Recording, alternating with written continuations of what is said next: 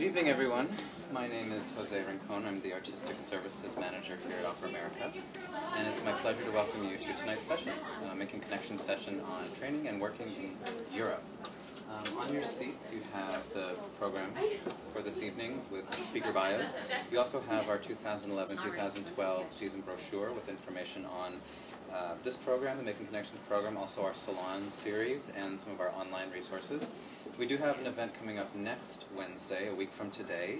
It's going to be a salon evening featuring the music of composer Wang Ji. That'll be a free concert here in the office, again at 7 p.m., so I hope you guys can come for that as well. And then we also have 2 free Making Connections sessions in May, one on the 2nd and one on the 16th, and you can find information on that in the brochure and on our website. Before we get started, if you could take a moment to turn off your cell phones and anything else that might make noise. Tonight's discussion will go till about 8 p.m. Afterwards, I hope you'll stay for a glass of wine and some continued conversation. Without further delay, I will turn it over to Kelly. Thanks, Jose. My name is Kelly York, and it is my great pleasure to be sitting at a table with this illustrious panel. You have their bios in front of you, so I'm not going to go through and read them. But what I will ask them to do is introduce themselves in terms of this panel, in terms of European experience, or in Anna's case, the work that she does with her roster in terms of going abroad. So, John. My name is John Bellimer. I'm a tenor, American tenor. I studied here in the United States and did a few programs that are not ones that are associated with the big houses. I started in Opera San Jose, which is in California, which is based on a German house. One of these systems where you're the house singer, you do all the roles that are appropriate for your voice type. And moved to New York in the very late 90s, and in 2000 had an opportunity to sing overseas very last minute. Took that opportunity, and that is what got me out there, and I've been out there ever since. So. I'm Anna Dertuleta. I'm the president of AD Artist Management, and I started my business 10 years ago, and it's been a process to get our roster into the European market. My roster is, I would say that 75% is young up-and-coming singers. So my job, half the time, I am the one who manages the European section. It's to find opportunities for them and set up audition tours and negotiate ensemble contracts and guest contracts in all of Europe, Italy, Germany, France, the UK, and so I have quite a bit amount of experience doing that right now. Not at the highest level, at the Trebko level, but at the level that a lot of people want to get into the European market, which is perfect. So it is. I'm Jean Manitsli here, born and raised in South Africa, and actually made my first venture to Europe quite early on. I was working for a children's choir in South Africa at the age of 15, 16. We were invited to perform with the Vienna Boys Choir, who then offered me a position with them. And for a year, when I was 16, I lived with the Vienna Boys Choir, and just an interesting endeavor. But they have various choirs that's part of that system, and 2 of those choirs actually function as choruses for the Wiener Staatsoper and Oper am Wien, and I was in charge of training them for that. So I learned a lot about Vienna and the Viennese opera tradition and the Strauss opera tradition, and of course my German is terribly Viennese. So that was my first foray into that, and I've continued since I came to the States and start my career here. But I do still a lot of work in Vienna and also in the rest of German-speaking Europe, as well as in Sweden and Scandinavia. And just to help our panel understand a little bit who you are, how many people are singers? Pianists, composer, director. All right, anything I've left out? How many people are undergraduates? Any undergraduates, graduate students? People who have done a young artist program? People who are pretty much just out there working? Okay. Anybody worked in Europe before? I've taught in Europe, but not in a directing passion I teach movement too. So. Okay, great. So that gives you an idea of who you're talking to and how to point it. Since we're such a small group, if you have questions as we go, just raise your hand and I'll try to get them in. We don't have to be so formal and wait until the question and answer period.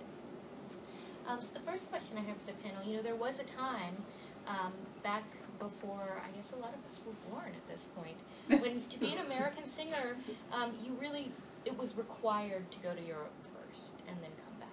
And we're sort of past that point. It's not a requirement anymore because there are so many wonderful young artist programs and opportunities for young artists here. That said, a lot of people want to go. Can you talk about some of the value of working and training in Europe? John? The value of personally for me working in Europe, it just gave me an opportunity to.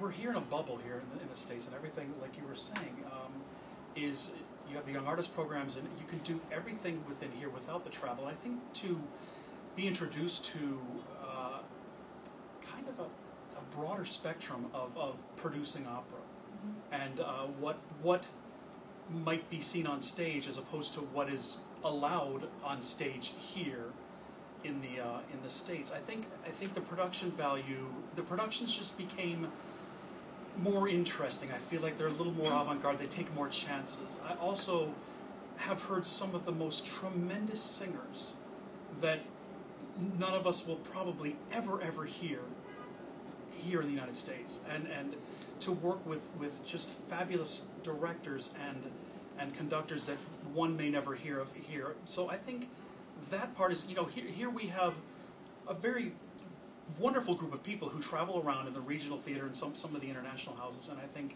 they're just fantastic, and you see them over and over again because they're very good, but there are some just spectacular people that I've had the privilege of working with, sharing the stage with, making music with, that I would not have had the chance were I not singing there.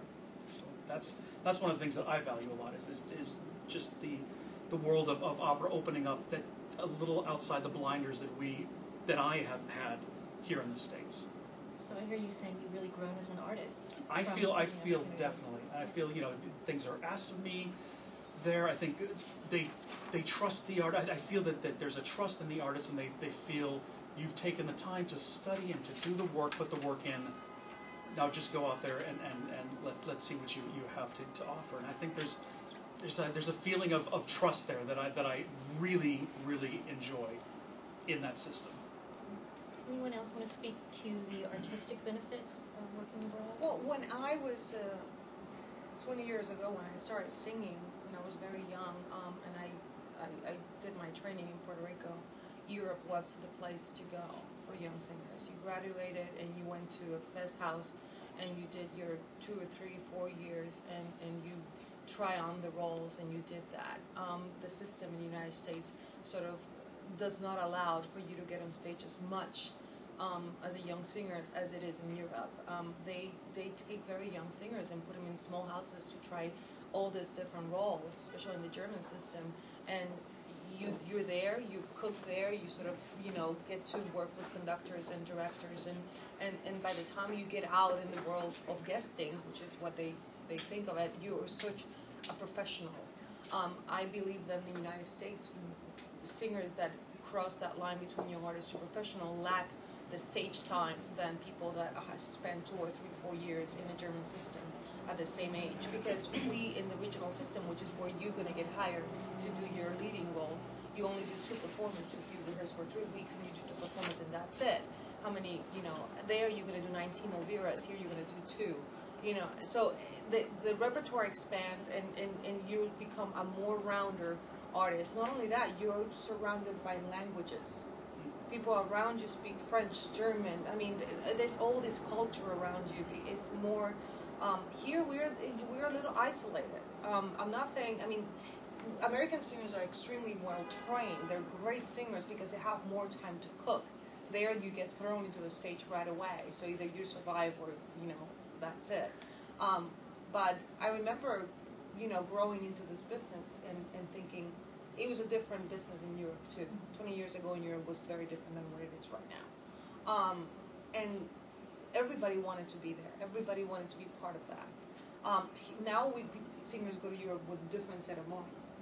There's not enough work in the United States. Let's go to Europe.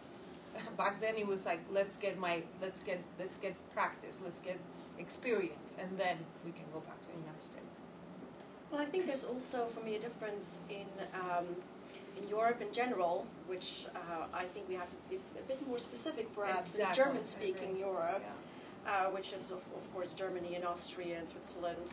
And in Italy is a different matter in and of itself, as is France. Spain, too. Spain is very different. Yes. And I think it greatly depends on exactly what you want to do. I think basically we're also dealing with three different groups of singers. We have really young singers who need some language experience, some language training, and some exposure to one specific repertoire, perhaps, whether it's German art song or whether it's Italian opera. And then you go to a program that's geared for these kinds of focus.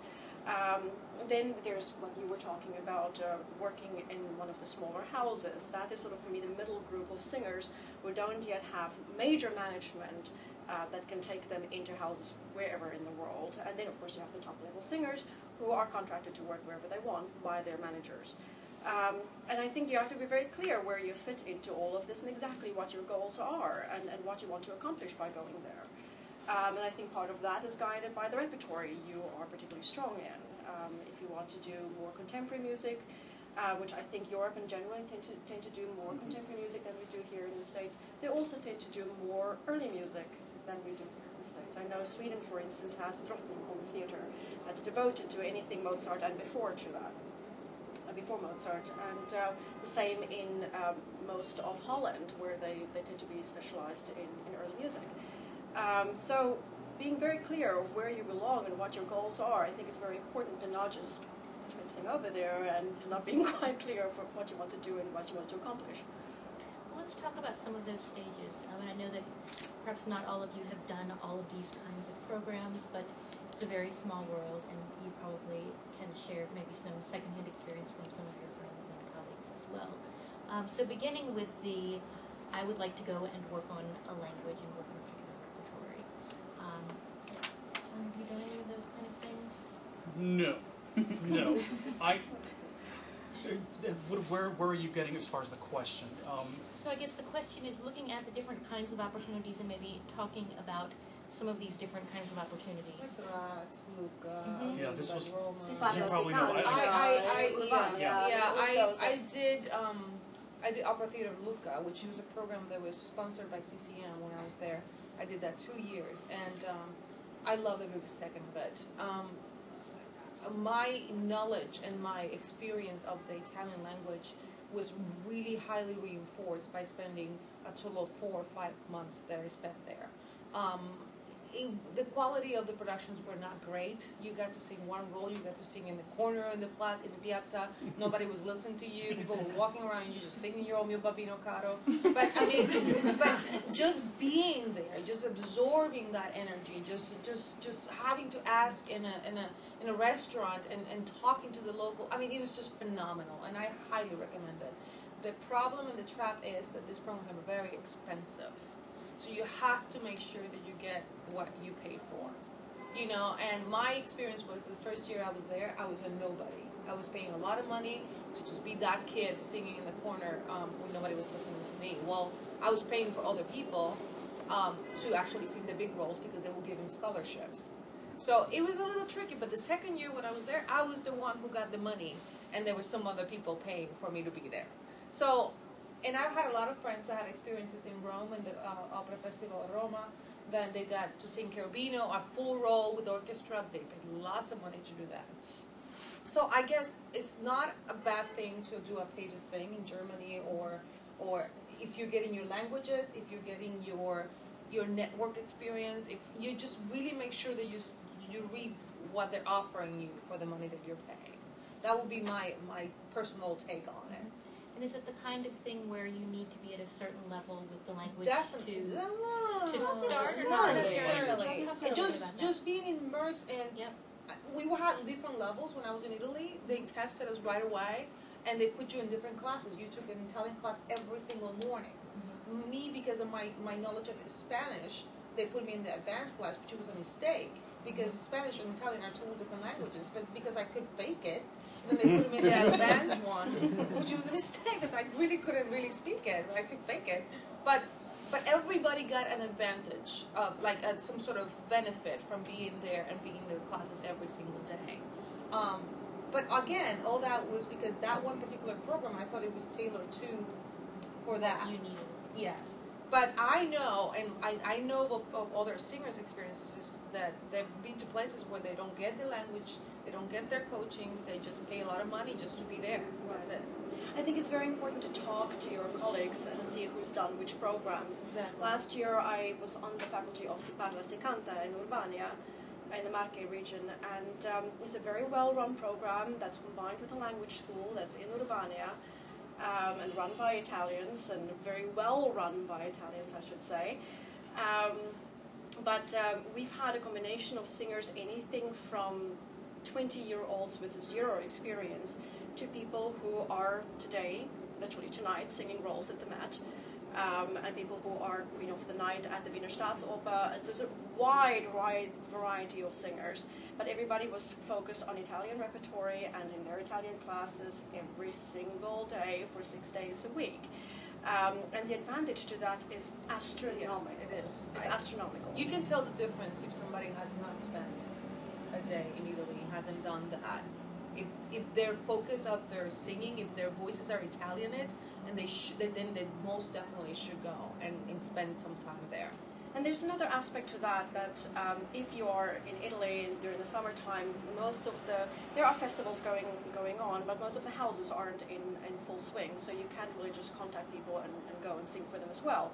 However, in the bigger cities in Austria especially, I know the Salzburg program as well as the Aix-en-Provence is of course a fantastic program. But it's the same thing there. In the summer in Aix, most people are from Paris, and they don't really want to be dealing. Well, what I'm trying to get at is that you can audition for other things while you're there, but you have to pick the program that will allow you to do that. In most of the German-speaking countries, there are people around from the houses that you can go and sing for if you're there during the summer. If you're doing a program in Vienna or Salzburg, I know you can get around to the smaller companies in town and ask them if you can sing for them. Very few, though. These companies pretty much shut. They're shut down, but they're there. Summer, yeah. Many of them are there. Yeah. And my experience in the past has been that many of my singers have actually gotten some work out of doing just that. If they're just tenacious enough to hunt down the people in charge. So do you have any advice for trying to hunt down those people? One of the lovely things about the European system is that to a large extent opera is government sponsored, which also then means that if you look at their websites, everybody's emails and contact info has to be listed by law, which means you can find it and hunt them down.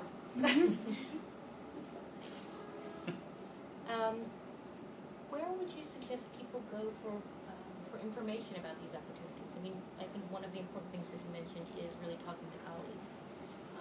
But other places to find information. It's all about the level where you are. I mean, I actually, it's funny. I send people a lot to that book, What the Fuck. Yes. I sent that. What the fuck? What the Fuck. It's a book written by Mark.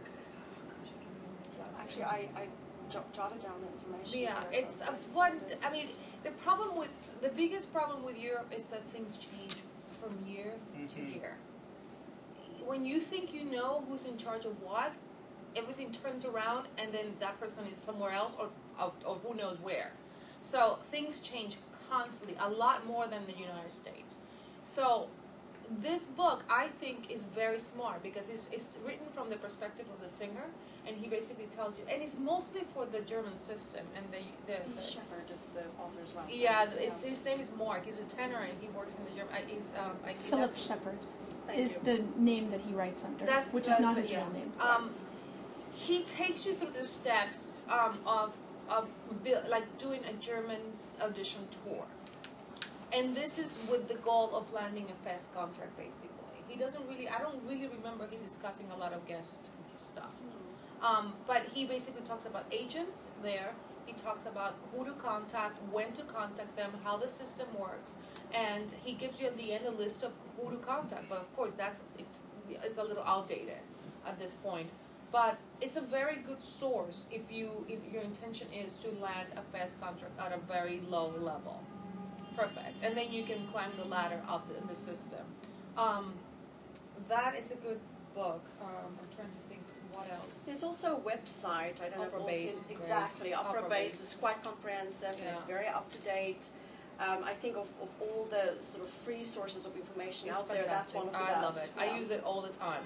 Because it's a great operabase.com, and it gives you exactly, they have a database of all the productions happening in all over the world, and who's singing what, and the theater's information, and everything.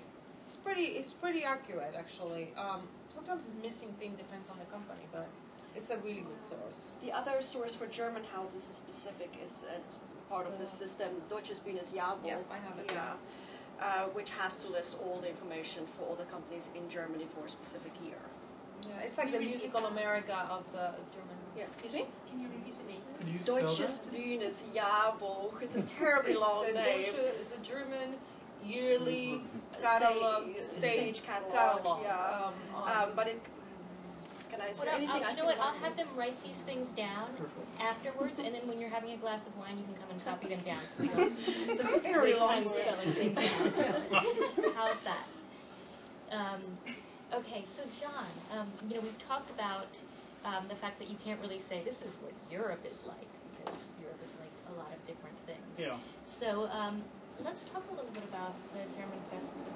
I don't know if you've done a Fest contract or if you've done Opera San Jose, but Opera San Jose is a Fest contract. Well, Opera San Jose was a Fest contract, and then the work I've done in Germany to this point has all been guesting. Okay.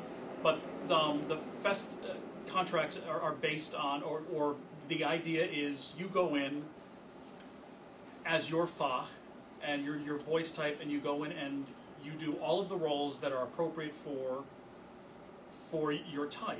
And several people, you can have an ensemble of, some houses have only 4 to 6 singers, some houses have 20 to 30 singers, and it depends on the size of the house. I think that's a very, very good introduction into the European system, as we were talking before, because there's a lot of managements at every level in Germany that would, if they heard I'm going to be coming to Germany for 3 weeks for an audition tour, what are you able to do? Are you able to set something up? I have several friends who have gone in like that and gotten some very good work in some very good houses. And the one thing about German managers that is different from the management here in the United States is Germany, you can have 7 managers working for you if you want. As long as they get you the work, they get paid for the work. But they don't work for the singer, they work for the houses. They work for the houses, that's absolutely true. But there are several of them out there, and they can get you a tour set up, which is, I think, what one needs if one has the time to spend in Germany. But the house system, you're paid a salary. From what I believe, I think some of them are different. Depending on what level you are as a singer, you can go in and have a contract that's 20 performances in 1 year. You have to only give the house 20 performances, and you can travel all around the world and do other contracts. They'll let you out as long as you get those 20 in somewhere. They'll let you out and perform. But there are also the other end of the spectrum where you're doing 80 to 120 performances and doing every single show that comes through and getting paid for that, never leaving the house in however many years. So I have friends in both of those situations. Some of them happy with some of that, some of them not so happy. It really depends, and each person. Yeah, every house is different. Every house is different. Yeah, I have a friend of mine who was not getting anything here. She could not find even people to listen to her, and she's very successful right now in the German system. She was in-house. She's done 2 Fest contracts, and now she's guesting everywhere. And this is a woman who could not pay for work here in the United States.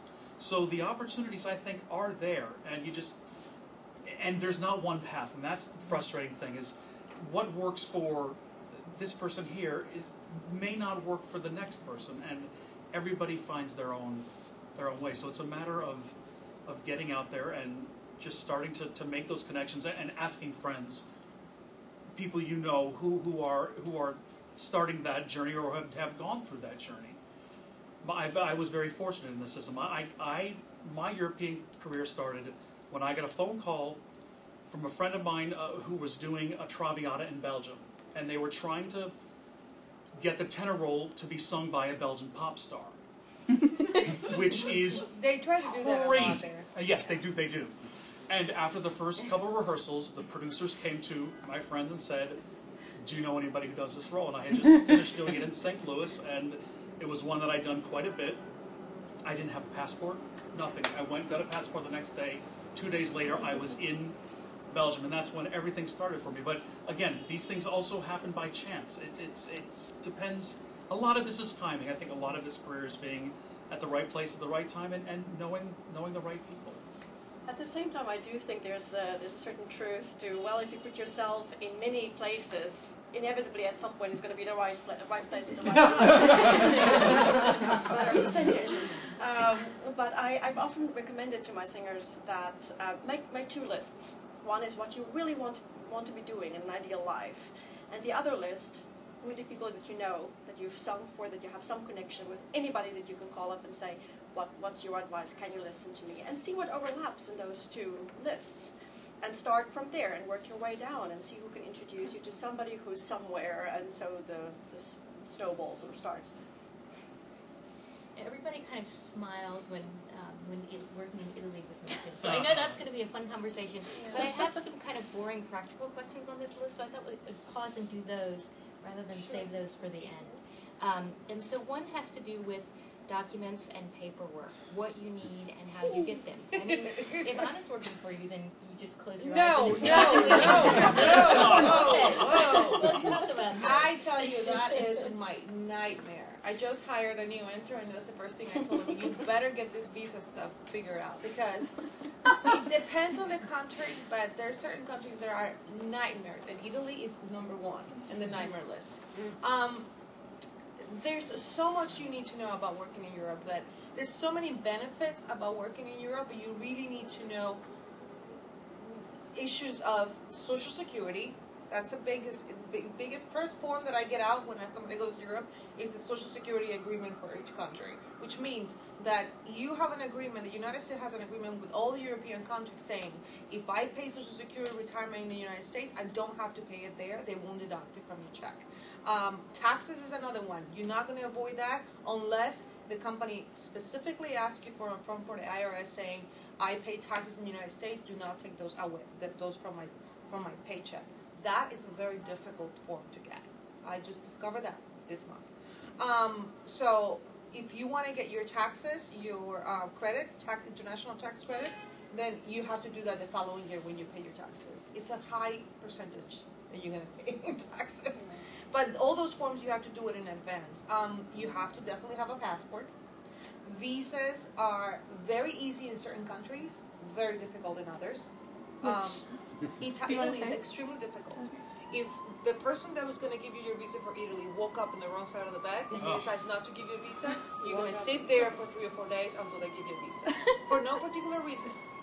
Believe me, and you have to delay your flight until they decide to give you a visa. Some other countries are much easier. Like German, if they hire you, they basically take care of that for you. You go there and they say, just come in here, we'll take care of that for you. France, I don't think I have to deal with that. I think they also take care of that for you. I mean, a lot of these countries belong to the Schengen states, and under the Schengen agreement, if you're an American citizen, you're there for less than 3 months, and you're not being paid, then you can be there. You can be there for free, and everything's fine. That means that in your audition tour, you don't have to apply for anything. Like Anna said, if you are working for a German house and you've gotten the contract, they will deal with your work visa. Italian work visas are notoriously difficult. But last year I managed to way around that, and that was to actually work for an American company who has a festival in Europe, therefore being paid here in the States. And for Italy, I'm a South African citizen, so my whole situation is slightly different, but for Italy, if you're doing anything related to study, whether it's Yes, repertory study or language study, the visa even is free. So they're very happy to have anybody study their culture. They're not happy to have you work there. No. Anything else we should know about paperwork? Just plan in advance. Just plan in advance, and Murphy's Law, anything that can go wrong will go wrong. So you really have to have backup plans for everything, basically. That would be my advice. Yeah. You mentioned that in Germany, companies will usually take care of it for you. But they also take the highest taxes in the Yeah. country. So I mean, it costs you money to be working in Germany. And by take care of it from you, the experiences I've had, you show up and they say, okay, well, you're to go over to this office Yeah. and show up, and you spend a good day or two Yeah. with filling out paperwork. So it's not easier, but they do allow you in the country, Yeah, and then you can. and then you get to go and do all the paperwork. But so it's the same. It's kind of the same process, but they actually allow you to be in the country and do it after you've arrived. I know that which is another nice. note is that Europeans don't give you a check when you leave or when you get paid. They don't give you a check. They ask for your wire transfer information. So big note, have an international bank account. Don't go to the co-op in Ohio because they won't transfer there, or it'll cost you a lot of money to get rerouted all that money to your account. So if you ever decide to go to Europe, you make sure that you have a Chase, an account that is an international account. And I'm sorry to interrupt, but any of you who might be with Amex is brilliant, and for one fee of $3 or maybe $5 now, they will make the transfer of your money for no matter how large or small it is, to where a lot of the banks will take a percentage as kind of their fee, a percentage of the money coming in. Amex does a flat fee, $3 to $5, and so any of you who are with Amex, I recommend. And you need to have an American Express, definitely. yes, and the rate also is much better than you're going to get. The transfer rate is much better. You're going to get in a bank. There's another advantage to that, is that unless you're contracted by one of the houses in German-speaking Europe, health insurance is a big issue, and the companies are very cautious to hire anybody that's not completely insured. American Express provides an incredible international travelers insurance that covers you, even in your own country, it covers you anything from 50 miles to your home. And it's a brilliant insurance, and everybody accepts it. I've never had any issues with that. That's good to know. Thank you. Yeah, it's been very helpful. Very good information. Right. But I mean, as far as paperwork is concerned, we're getting ahead of ourselves. We haven't even gotten the first contract yet. But one of the things that when my clients have gotten the first contract, there's a lot of paperwork involved, and you really need to know when you do apply for a company and spend the money to go to sink in that for that company, you really need to know what you're getting yourself into. Information is very important. Like, I had a client who went and did a whole month audition tour. He signed like 26 auditions in a month. And it was because he had me, because I deal with a lot of the international houses, the bigger houses, and a lot of the German houses, small ones, don't want to deal with international agents. They want to deal with local agents or directly with the singers. So he actually sent around 250 hard copies of materials to all those companies. He did a lot of work. He ended up landing a job in Meiningen. I hope you pronounce it that way. I don't have a hard time pronouncing those names. Where? Meiningen? Is it Meiningen? Meiningen. Yeah. Meiningen. It's a horrible contract. And I advise them not to take it. I've had really bad experiences with contracts in very tiny little houses. So what are some things people Oh, should look for when Well, they're... that was what I are red want to go, and flags? maybe I'm getting ahead of myself. No, that's great. But you need to consider number of performances versus what you're getting a month. So ideally, you're going to have somebody fighting for you and negotiating this for you. I've been able to negotiate lower number of performances. What happens is, if the company tells you, you're going to do this role, there's two options. They're going to tell you, this is the roles that you're going to do specifically. Dun, dun, dun, dun, dun. Here are your roles. And it's going to be a total of 40 performances in 1 year, and you're going to get this much a month. Of course, take 50% of that, because that's what you're really going to get, just so you know. you're gonna get, let's say, 2,000 euro, which is a really good beginning contract, believe me. 2,000 euro a month is a huge beginning contract. Sometimes it's 16, and you have to take 50% of that. And they say 40 performances, and anything after 40 performances is 500 euros for that performance. No matter what it is. It could be Monterone or it could be Rigoletto. Then, you know, it doesn't matter. The extra performance is going to be 500 euro performance. So each performance or for the whole each month? performance. Each performance. So basically you're contracted for 40 in a year. Anything after that, it's going to be extra. So if a contract says that they own you, basically, that you have no specific roles, no specific number of performances, and only 1,800 euros a month, you're not going to be doing well. Because basically you're never going to be able to get out. They're going to use you for whatever they want. They can even give you Sarlina or Rigoletto, and you're going to have to sing it. It's true. I had a guy, my first, I remember this clearly, like 6 years ago, my first contract was this young bass baritone, and they gave me, it was a great contract except one role, Zacharias and Nabucco. He's a young bass baritone. And they said, well, we need like a bass baritone to sing 2 performances of Zacharias. And I was like, he was like, well, 2 performances is fine. Well, the first cast canceled. He was under a contract. He ended up doing 19. What happened? He quit the business. After that year, he quit the business. He was so burnt out and so frustrated because they didn't give me any extra money. I mean, the contract was shit. It was my first contract. I learned a lot, believe me, negotiating that one. But this guy in particular, Germans are very hard negotiators. You really have to be a badass to negotiate with them. I was being my little Puerto Rican nice person. And I realized very soon after that I had to bring on the big guns and really fight. Because they want to get the cheapest, they want to get the most performance from you, especially if you're a young singer in a very difficult Fach. They will try to get as many performances as possible for the lowest money. They don't pay your housing, they don't pay your travel to get there. So all those little details, you have to make sure you ask those questions. For coloratura sopranos, you will have to sing the Queen of the Nights unless you put it in writing. Because they will hire you, you know, I'm just saying. Don't feel bad for asking for what you want. And if it's not the right contract, it's not the right contract. Don't just go there and trash your voices doing 65, 70 performance for $2 because it's not worth it. That's the biggest thing. And on top of that, even if you get it in your contract, be careful. Because in Germany, I was there last year, and they wanted me there for a world premiere. So I did the run of the world premiere, but they also threw in a La Boheme just to kind of keep me busy during the premiere. And I said in our contract, I set it up with my management, I will not rehearse this, and this is a big thing in Germany. I will not rehearse on the day of performance. I will also not do 2 performances in a row, back to back. That's not. You have to make it. It's not healthy.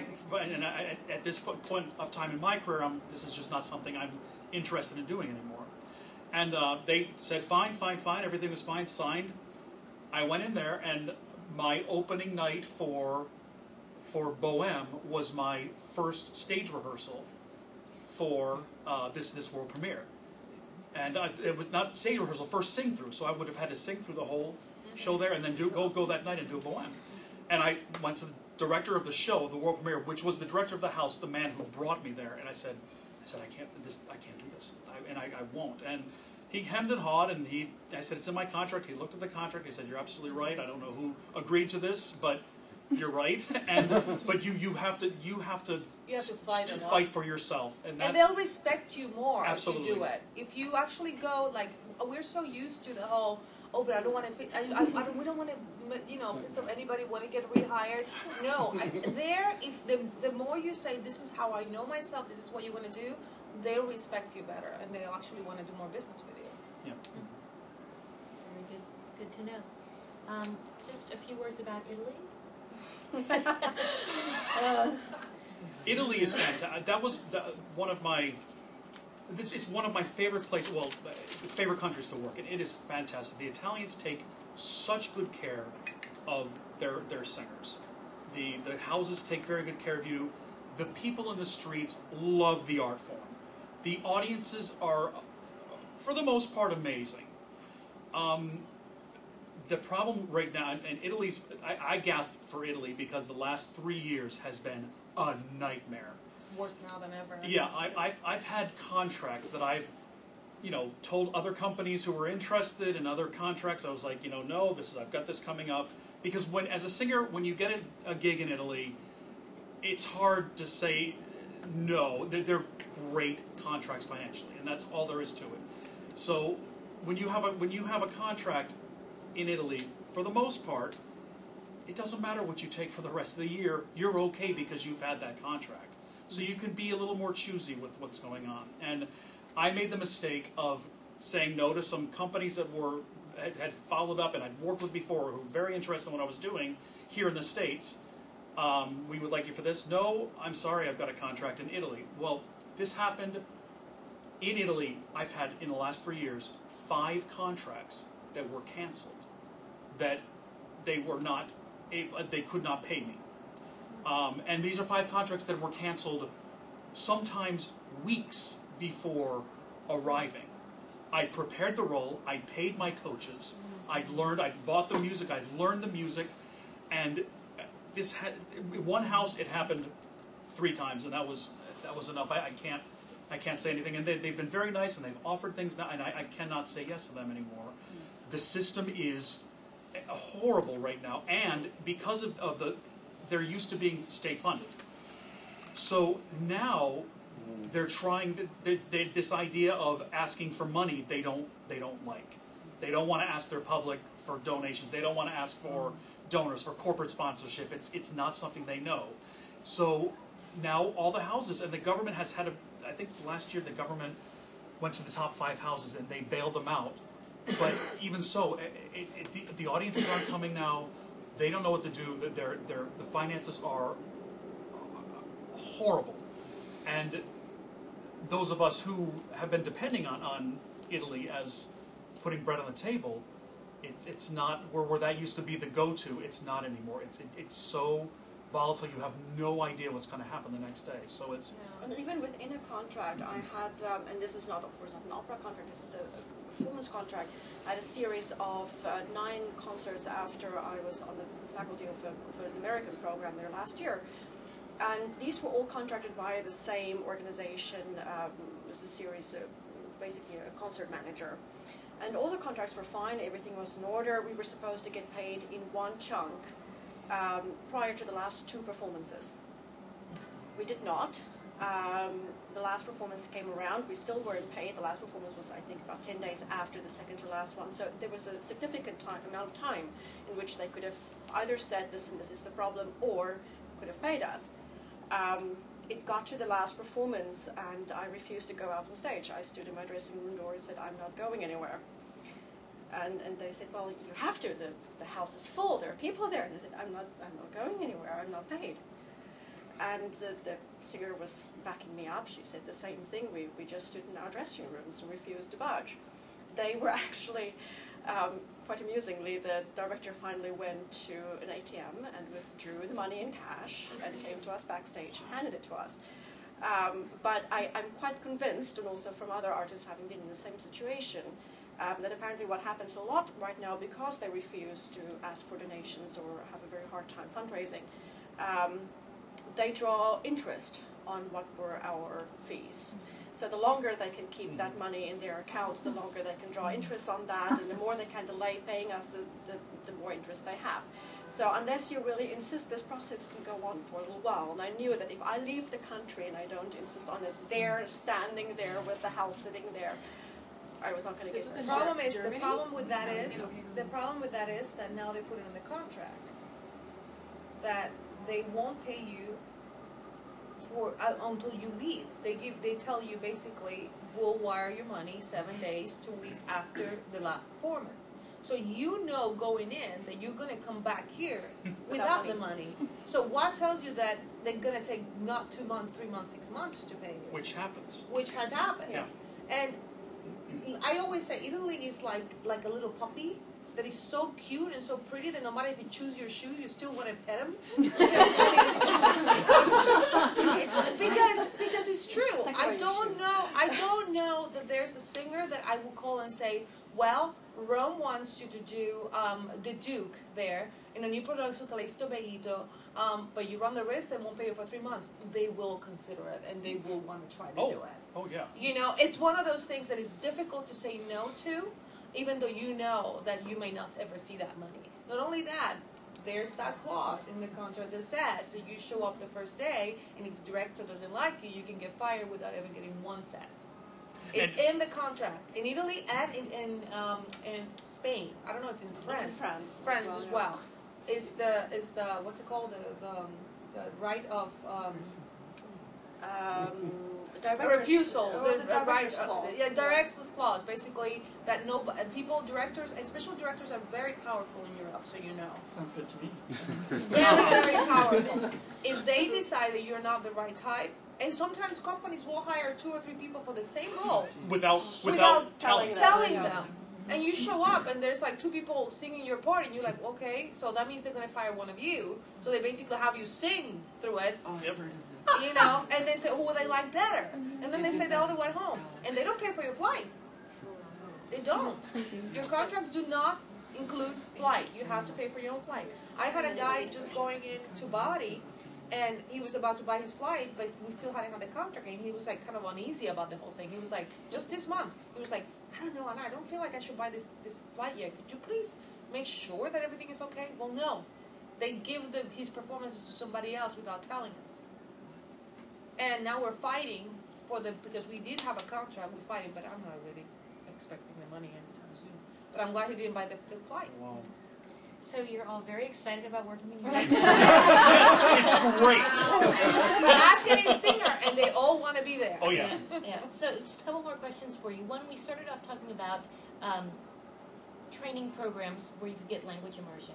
But I wanted to talk a little bit about language sort of past that level. Can you show up with just enough language to get by on the street? I mean, how much language do you need going into a rehearsal in a professional situation? I think so, yeah.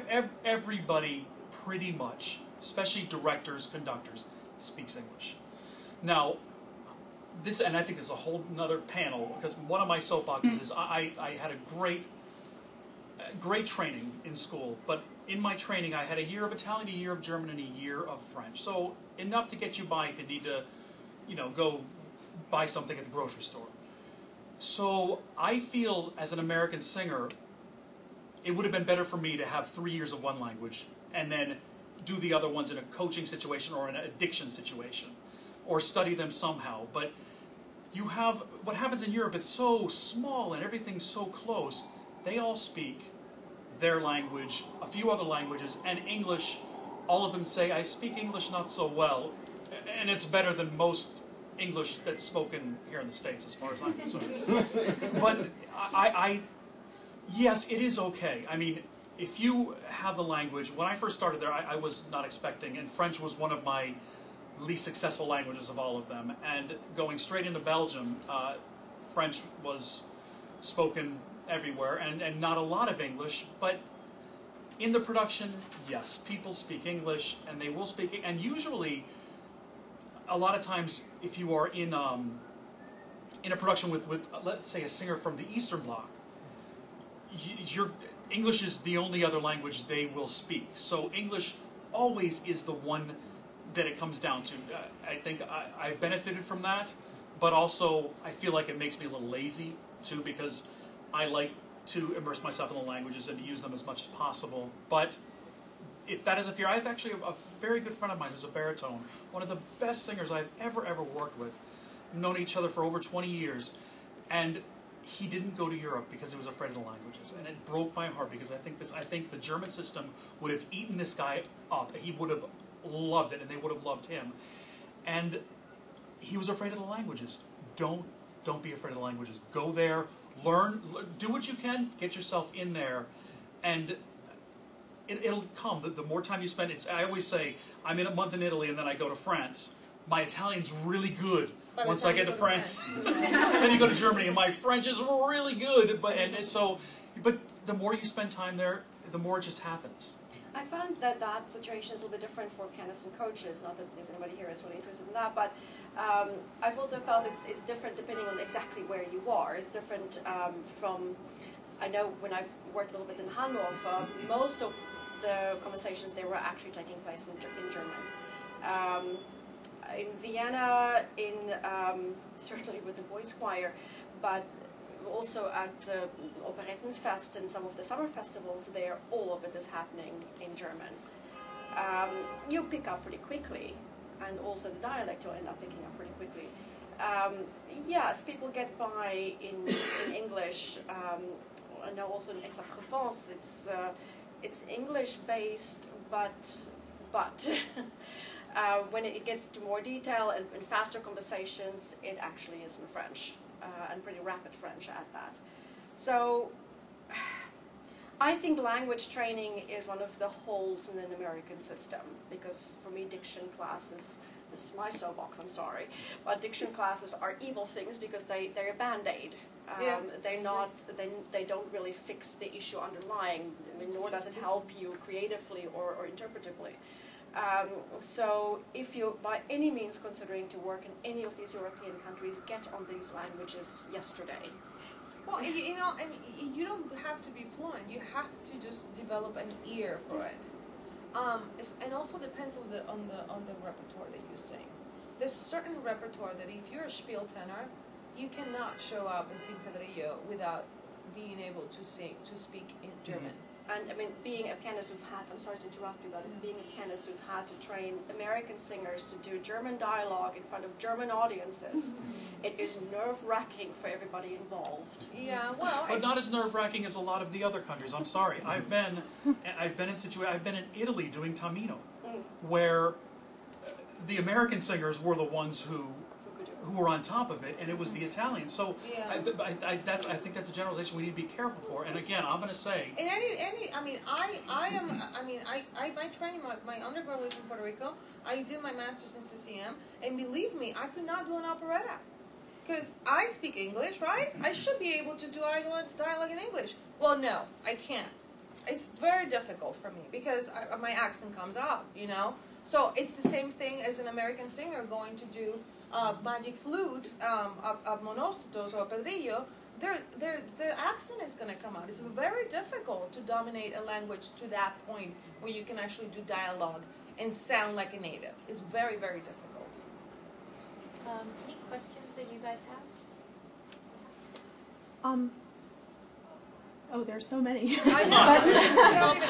You can ask the others with less than one in your hand. One that's come to mind several times as you've all been talking about widely different things is that you've mentioned occasionally people who, you know, oh, the German system would eat him up, you just said, or like that's come up a few other times, like people who seem really primed to succeed there versus here. Is there any way you can characterize the difference between singers who work there and work here, or?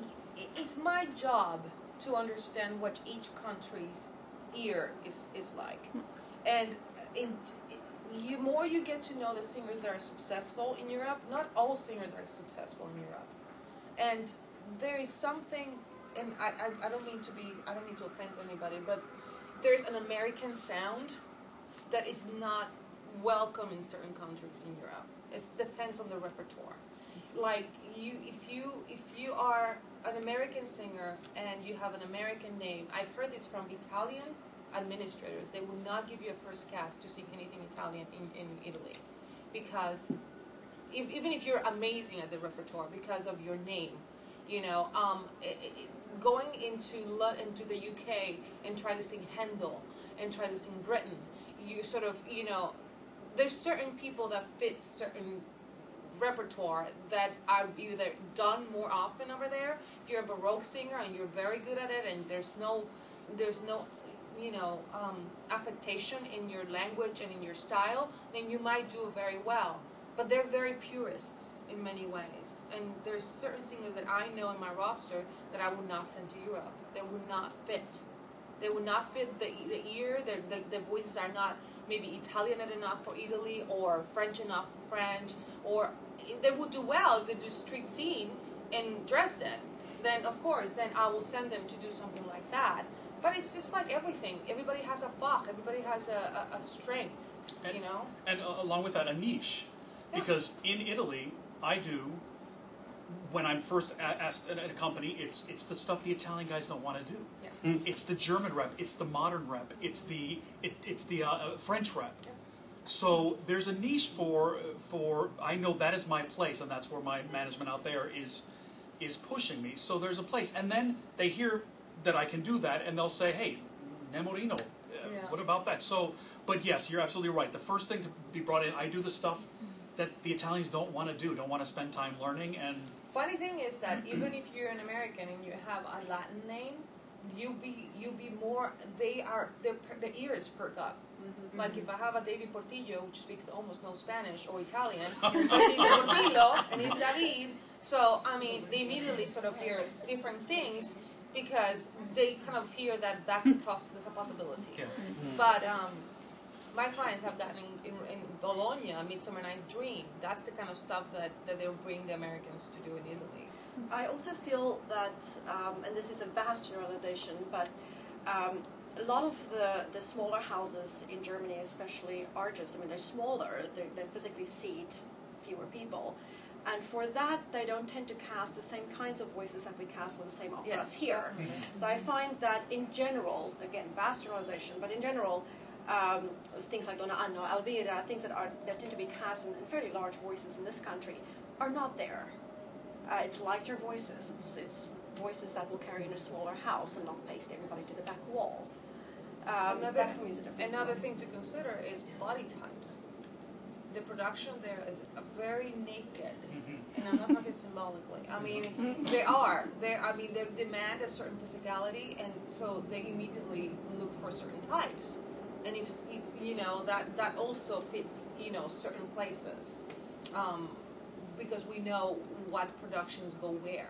Another thing that to consider is that I had one of my first clients that went to do his first Alma Viva. He's never done an Alma Viva. His first one was in Stuttgart. The guy heard him here and called me and said, "I like this guy a lot. I have two performances of Alma Viva in Stuttgart, and I want him to come and do it. But you have to find him one before he gets here. You need to find him a barbiere because you're only going to have 2 rehearsals." Oh wow. So, and I was like, oh, okay. So I called City Opera. I mean, it was like 6 months from now, and I have to find this guy in Alma Viva so he can try it out. And I'm like, okay, I called City Opera, and they liked him. I said, do you have a cover for Alma Viva? No. Okay, perfect. Okay, can you want this guy? Of course, luxury casting. We'll love to have him. So he actually covered the City Opera, went in, did 2 rehearsals, and did his first Alma Viva in Stuttgart. Without 2 rehearsals, I mean, because the way it works in this, you know, they have the premieres, the new productions, and they have the repertoire. The repertoire gets rehearsal maybe 2. They only basically hand you a DVD or a video, and they say, okay, it's going on in 2 days. Magic Flute is something that they don't even rehearse. You might get a little graph that tells you where to be. And then if you get a new production, then you get extreme amount of rehearsal, like 7 weeks. You're like, please, too much rehearsal. But if you get a repertoire piece, like in Berlin or Dresden or Stuttgart, I mean, you get a week of rehearsal if you're lucky, and then you go on. So that's why they have the ensembles do this all the time. Well, it's a few minutes after 8. So I want to close this part of the conversation in this format where we have this table between us. I want to thank our wonderful panel for all that you've shared, and let's continue the conversation a little less I do that formally. well.